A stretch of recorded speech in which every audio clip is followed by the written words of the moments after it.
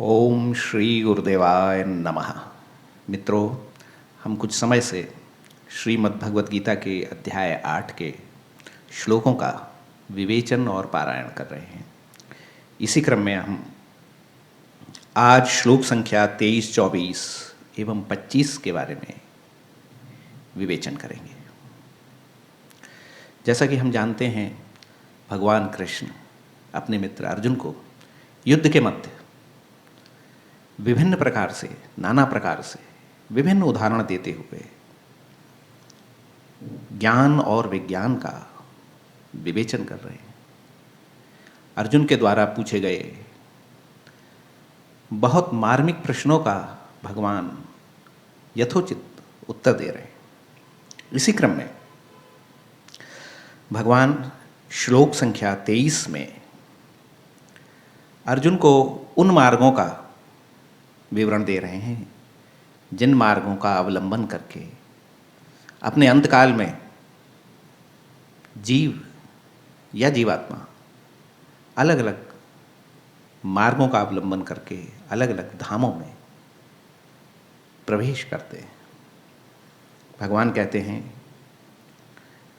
यत्र काले तु अनावृत्तिम आवृत्तिम च एव योगिनः प्रयाताः यान्ति तम कालम वक्ष्यामि भरतर्षभ। हे अर्जुन, जिस काल में योगी जन अपना शरीर त्याग कर उस गति को प्राप्त करते हैं जिसमें वो पुनः संसार में नहीं आते, और जिस काल में जीव उस गति को प्राप्त होता है जिससे वह पुनः संसार में आ जाता है, उस गति का मैं तेरे लिए विवेचन करूँगा। फिर भगवान श्लोक संख्या 24 में कहते हैं, अग्निः ज्योतिः अह शुक्लः षड्मासाः उत्तरायणम तत्र प्रयाताः गच्छन्ति ब्रह्म ब्रह्मविदः जनाः। हे अर्जुन, ज्योति, अग्नि, अह, शुक्ल इत्यादि नामों से जो सुशोभित उत्तरायण के 6 मास हैं, उन 6 मासों में अपने अपने यथोचित मार्गों का अवलंबन करते हुए गए हुए ब्रह्मवेत्ता पुरुष ब्रह्म को प्राप्त होते हैं। इसी प्रकार श्लोक संख्या 25 में भगवान बता रहे हैं, धूमः रात्रिः तथा कृष्णः षड्मासा दक्षिणाय नमः तत्र चंद्र मासम ज्योति योगी प्राप्य निवर्तते। कि हे अर्जुन, धूम, रात्रि तथा कृष्ण आदि शब्दों से 6 मास का दक्षिणायन कहा जाता है। उस दक्षिणायन में विभिन्न मार्गों को प्राप्त योगी या मनुष्य या जीवात्मा किस प्रकार से चंद्रमा को प्राप्त होते हैं और पुनः अपने कर्मों को भोग कर, अपने शुभ कर्मों का फल भोग कर वापस आ जाते हैं। इस प्रकार भगवान ने 2 मार्गों का यहाँ विवेचन किया।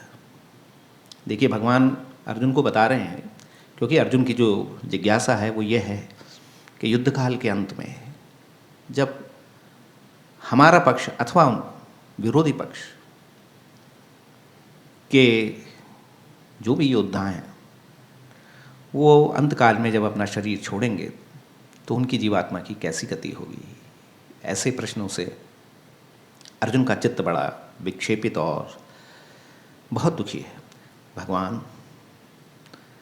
उस अवस्था को समझते हुए, अर्जुन के चित्त की गति को समझते हुए, उसके चित्त की स्थिति को जानते हुए अर्जुन को विभिन्न प्रकार के उदाहरण देते हुए, विभिन्न तरीके से समझाते हुए आत्मा की अमरता, जीव की गति और आवागमन के बारे में बता रहे हैं। तो इसी क्रम में भगवान कहते हैं कि अर्जुन, जो व्यक्ति या जो ब्रह्मवेत्ता या जो योगी, परमहंस, ज्ञानी अथवा विवेकी पुरुष उत्तरायण के 6 महीनों में, जिस उत्तरायण को ज्योति, अग्नि, अह अथवा शुक्ल नाम से भी सुशोभित किया जा सकता है, ये सारे जो नाम हैं ये वास्तव में प्रकाश के द्योतक हैं। और इस मार्ग को भगवान ने शुक्ल मार्ग कहा, अर्थात प्रकाश का मार्ग। तो जो जीवात्मा उत्तरायण में अपने शरीर का त्याग करते हैं और ईश्वर की कृपावश या अपने संस्कारों वश या अपने संपूर्ण जीवन में किए गए कर्मों के फल स्वरूप अगर किसी उत्तम मार्ग को प्राप्त कर लेते हैं और परम गति को प्राप्त होते हैं, तब वे लोग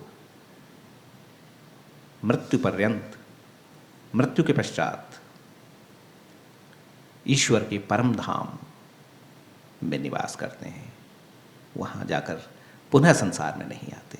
ये भगवान बता रहे हैं।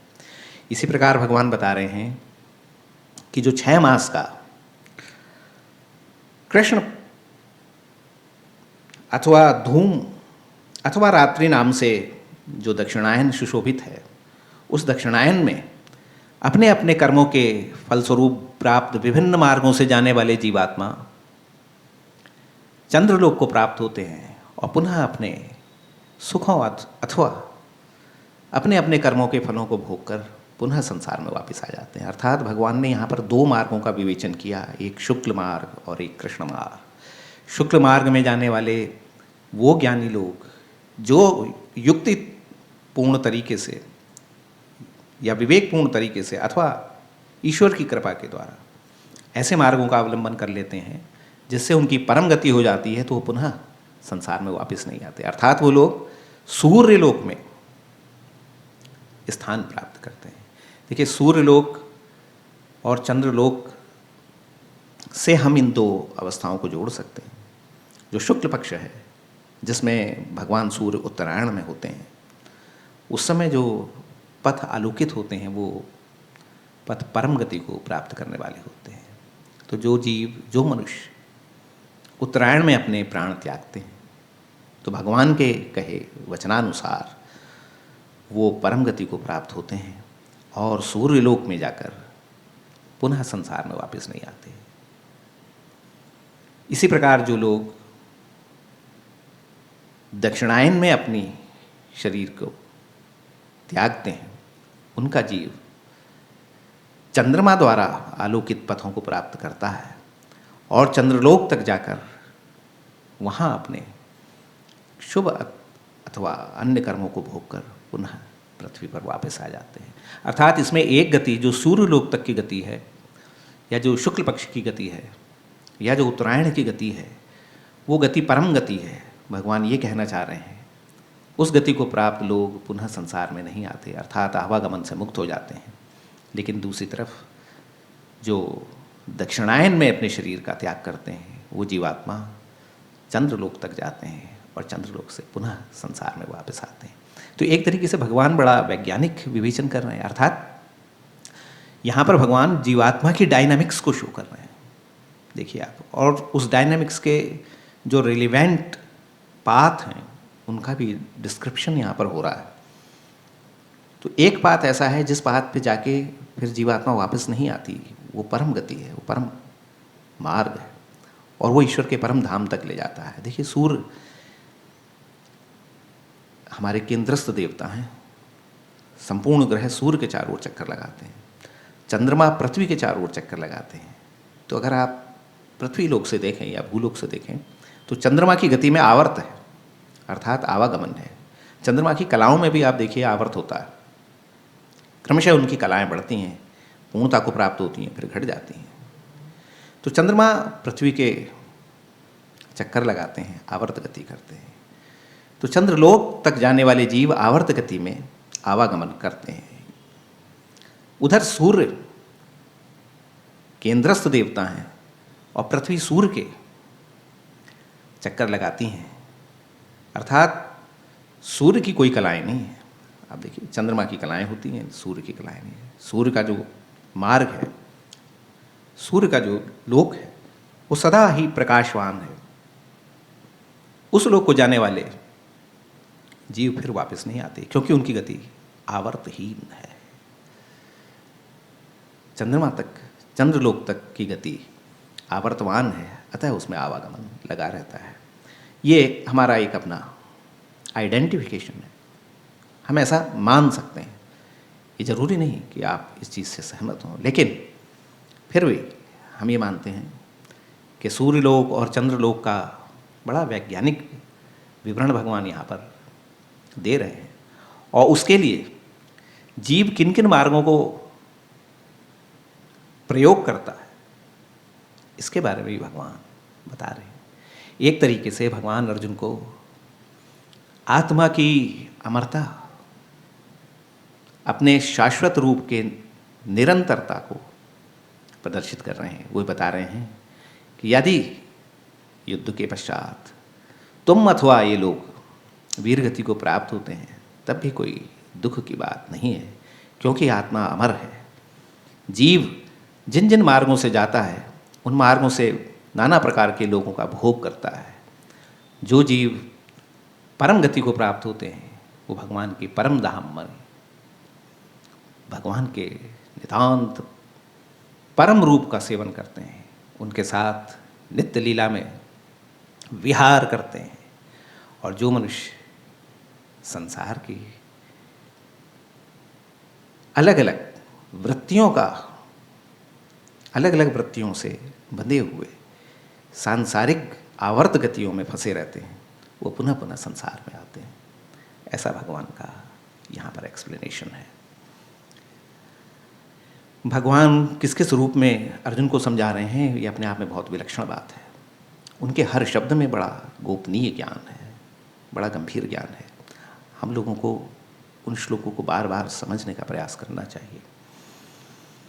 श्रीमद् भगवद गीता का पारायण हम लोगों के लिए बड़ा कल्याणकारी है। इसको पढ़ने के बाद आपको, आपकी आत्मा में, हमारी आत्मा में एक